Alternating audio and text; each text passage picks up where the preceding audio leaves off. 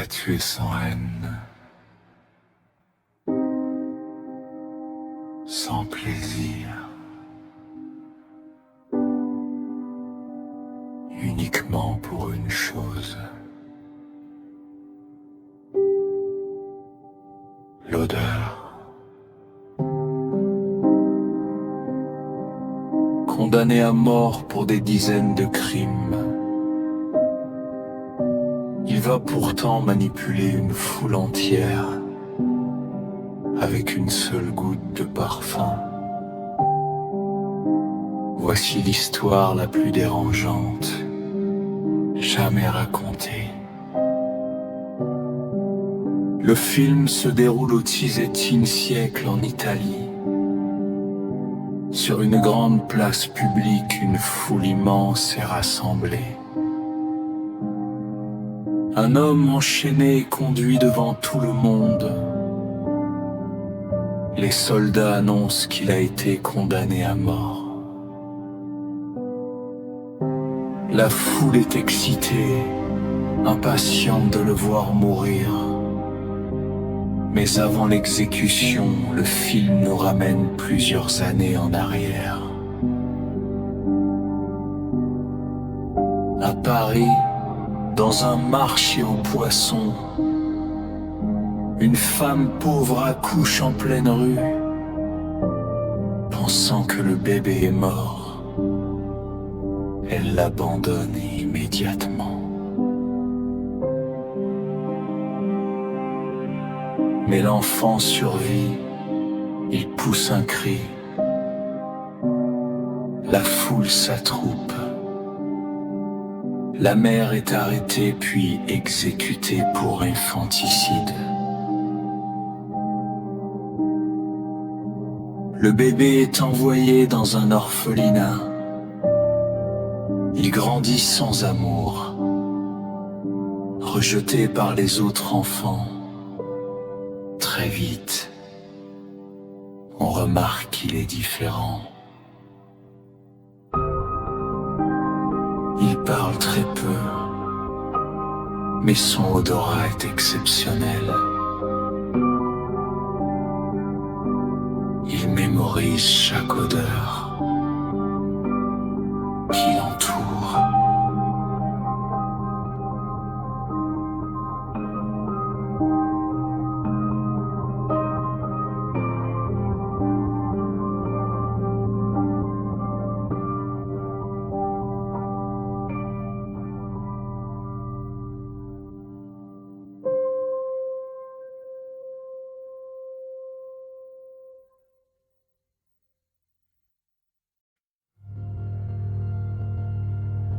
En grandissant, l'enfant devient solitaire et froid. À l'adolescence, il est vendu à une tannerie. Le travail est extrêmement dur, les conditions sont inhumaines. Il survit sans se plaindre. Un jour, il est envoyé en ville pour livrer des pots. C'est là qu'il découvre une odeur inconnue. Le parfum. Cette découverte bouleverse totalement sa vie. Une nuit, il suit une jeune fille attirée par son odeur naturelle. Il veut simplement la sentir de plus près, mais il s'approche trop. Il lui couvre la bouche. La jeune fille meurt accidentellement. Il ne ressent ni peur ni remords. Il reste fasciné par son odeur. À partir de ce moment, une obsession dangereuse naît en lui.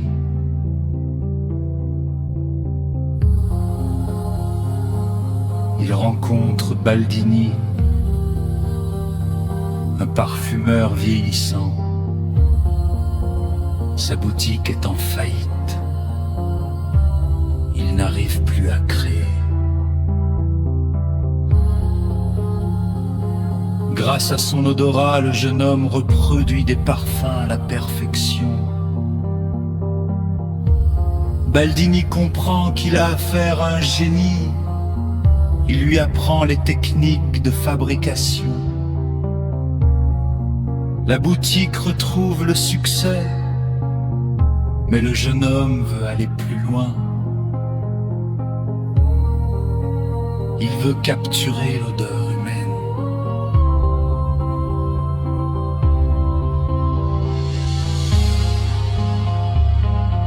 Il découvre une méthode d'extraction à base de graisse.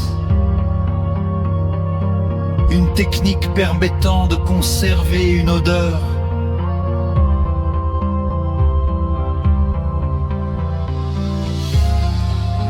Il commence alors à tuer des jeunes filles pour extraire leur parfum.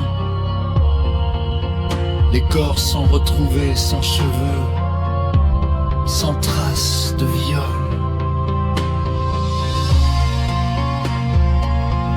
La ville est plongée dans la terreur.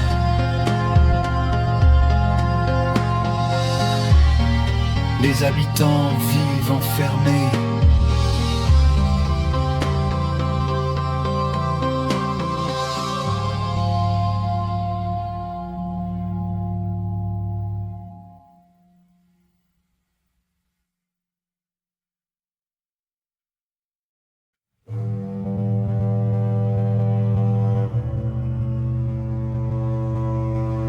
Il part en Italie pour perfectionner sa méthode. Là-bas, il repère Laura, considérée comme la plus belle jeune fille de la région. Malgré les précautions prises par sa famille, il réussit à l'atteindre. Il l'assassine et extrait son odeur.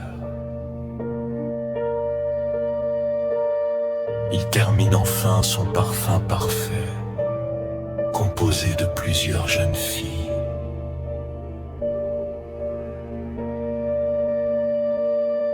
Il est arrêté peu après, torturé, condamné à mort.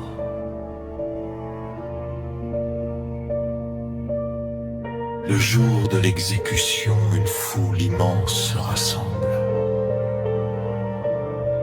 Juste avant de mourir, il applique une seule goutte de parfum.